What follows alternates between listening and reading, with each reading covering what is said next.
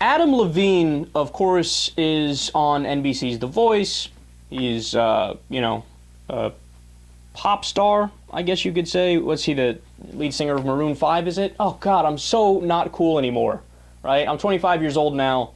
When I was 19, maybe there was an outlandish argument, which was a stretch to say he's kind of cool. Now that's utterly gone. But then again, I don't even think Adam Levine is like all that cool, right? Or am I wrong about that? Whatever, I'm just digging a deeper hole as I talk. Dig. Okay, anyway. So, he started some controversy.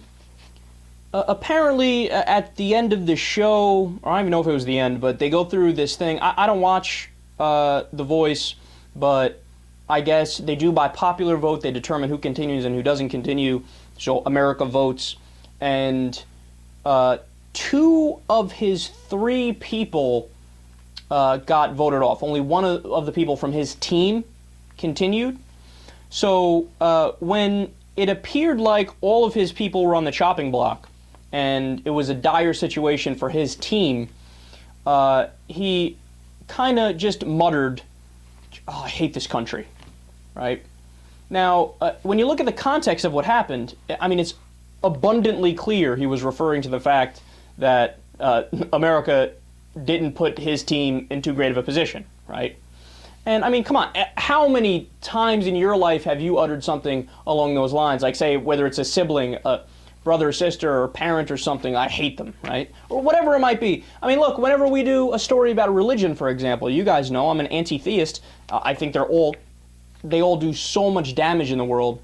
Religion is a horrible thing for the most part. Every once in a while they do something good, but it's also just irrational and not true. So whenever I read a statistic like, 76% of the United States is Christian, and even more than that is religious, I'm always like, I fucking hate this country.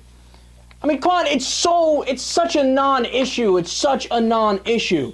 Well, anyway, apparently, Todd Starnes, who is Fox News Radio, a host over there, look, before I even get into what his response was, let me just tell you how big of a joke Todd Starnes is.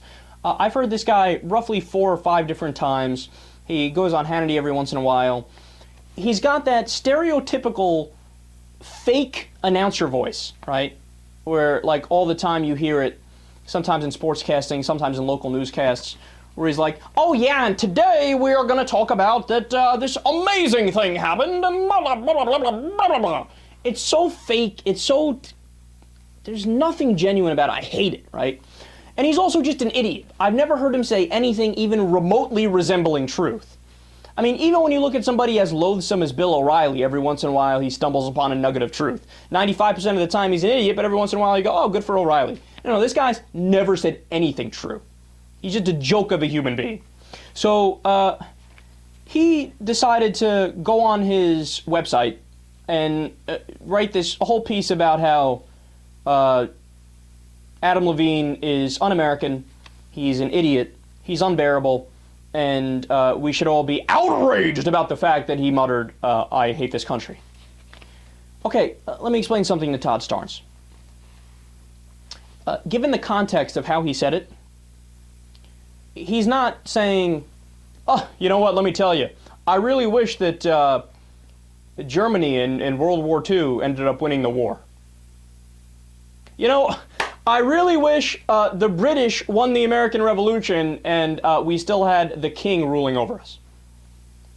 You know, let me tell you, I'm kind of considering joining Al-Qaeda and the Jihad movement." No, obviously he's not referring to those things.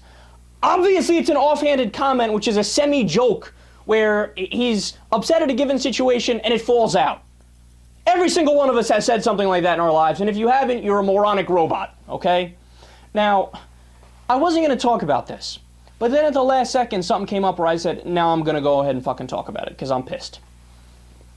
So I read the story, I believe it was on Mediaite, and then later on, right before I came on air, I saw a headline. Adam Levine apologizes. He apologizes. All right, I'm going on the warpath from now on, man. As hard as I am on the morons in this country, I'm going to be triple as hard as I've been. because I'm so tired of the ignorant, loud, idiotic group of people always getting their way because they scream loud enough. They remind me of the child in the ice cream store crying and screaming because they can't get what they want, right? Or at the grocery store with their mother, they want the little toy and the mom won't buy it, so they throw a fucking fit in the middle of the aisle in public, right? I want it so bad, I want it, mommy, come on. You know, you don't give in to morons like this. You double down. You say, hey, you fucking moron, is this all you care about? This is what you care about? A little nonchalant, offhanded comment. Why don't you write a goddamn article about children's poverty or the fact that medical bills are the #1 cause of bankruptcy or the $7 trillion we're going to spend in the Iraq war when all is said and done or the 900 military bases we have around the world or the war on the middle class. You're going to waste your fucking precious time on this earth writing an article because a fucking pop star said something slightly offhand